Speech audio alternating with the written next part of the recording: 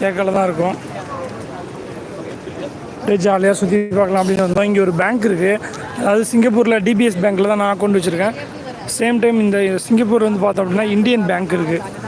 அங்கே வந்து எனக்கு அக்கௌண்ட் ஓப்பன் பண்ணணும்னு ஆசை. ஏற்கனவே சேலரி அக்கௌண்ட் இருக்குது, இருந்தாலும் சேவிங்ஸ் அக்கௌண்ட் வந்து ஓப்பன் பண்ணணும் அப்படின்னு நினச்சிட்டே இருந்தேன். இந்த மாதிரி மேனேஜர்கிட்ட சொன்னேன், பெர்மிஷன் கேட்டேன். என்ன தம்பி பணம் ரொம்ப நிறையா வச்சுருக்கியா, ஒன்றுக்கு 2 பேங்க்காக ஓப்பன் பண்ணுறேன் அப்படின்னு சொன்னாங்க. அப்புறம் சீனியர் என்ன சொன்னார், தம்பி ஏதோ பெருசாக பிளான் பண்ணுறியாடா அப்படின்னாரு. அதெல்லாம் ஒன்றும் கிடையாது, டிபிஎஸ் பேங்க் கொஞ்சம் தூரமாக இருக்குது, பட் இந்தியன் பேங்க்கு நம்ம கண்ட்ரியோட பேங்க் வேறு. ஸோ அங்கே இருக்கக்கூடிய ரூல்ஸ் அண்ட் ரெகுலேஷன்ஸ்லாம் எப்படி இருக்குது, ஸோ அங்கே அக்கௌண்ட் வச்சுருந்தா என்னென்ன பெனிஃபிட்டு அப்படின்னு தெரிஞ்சுக்கலாம். இன்னொன்று டிரான்சாக்ஷனும் பார்த்தோம் அப்படின்னா, ஊரில் எனக்கு இந்தியன் பேங்க் அக்கௌண்ட் இருக்குது, பேங்க் டு பேங்க் பண்ண முடியுமா, இந்தியாவிலேருந்து இங்கே அனுப்புவோம், இங்கேருந்து இந்தியாவுக்கு அனுப்புவோம், ஈஸியாக இருக்கும் அப்படின்ற சில காரணங்களுக்காக தான் போய் பார்க்கலான்னு இருக்கேன். பார்ப்போம் எப்படி இருக்குன்னு தெரியல, பார்க்கலாம்.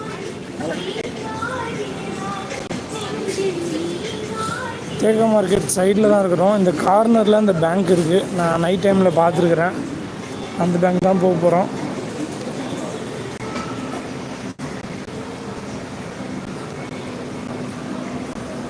நம்ம ஊர் மாதிரி தான் இங்கேயும் சைக்கிளை தூக்கிட்டு போயிடுவாங்கன்னு கூட்டு போட்டிருப்பாங்க எல்லாருமே.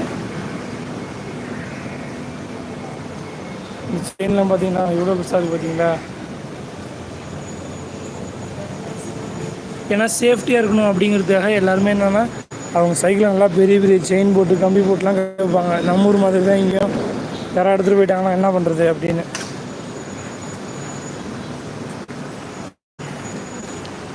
கடைக்குள்ள வர மாதிரி இருக்குது வானம், கொஞ்சம் இன்னொன்று நடந்து பேசுகிறேண்ணா, அதனால் இப்படி தான். நம்ம சேனலை சப்ஸ்கிரைப் பண்ண மறக்காமல் சப்ஸ்கிரைப் பண்ணுங்க. சிங்கப்பூர் காக்காவோட புறா தான் இங்கே ரொம்ப அதிகமாக இருக்கும். காக்கா வைக்கிறது ரொம்ப ரேராக இருக்கும். இந்த மரத்தில் ஒரு காக்கா உட்காந்துருக்கு. மரத்தை அப்பப்போ க்ரூமிங், அதாவது கழிச்சு விடுவாங்க, கழிச்சு விட்டா நல்லா ஹைட்டாக வளரும். இங்கே வந்து நான் அந்த விஷயத்தை கற்றுக்கிட்டேன். சாலை ஓரங்களில் எவ்வளோ மரம் இருந்தாலும் நம்ம அதை கழிச்சு விட்டுக்கிட்டே இருந்தோம் அப்படின்னா நல்லா நிழல் தரும், காற்று இயற்கையாகவே இருக்கும். அதனால் நானும் நிறைய டைம் நினச்சேன், நம்ம ஊர்லேயும் போயிட்டு நம்ம ஒரு 10 மரக்கன்று வாங்கி வைக்கணும், வாயால் சொல்கிறத விட்டுட்டு செயலில் காட்டணும். சும்மா நானும் மரக்கன்று வைக்கிறேன், எங்கள் வீட்டுக்காரனும் கச்சேரிக்கு போகிறேன் அப்படின்ற மாதிரி சின்னோண்டு மறக்காமல் 10 வச்சாலும் இருக்குன்னு 6 இடத்துல வாங்கி வைக்கணும் அப்படின்னு ஆசை. நம்ம வீட்டில் தோட்டத்தில் எல்லா இடத்தையும் நான் வச்சுட்டேன்.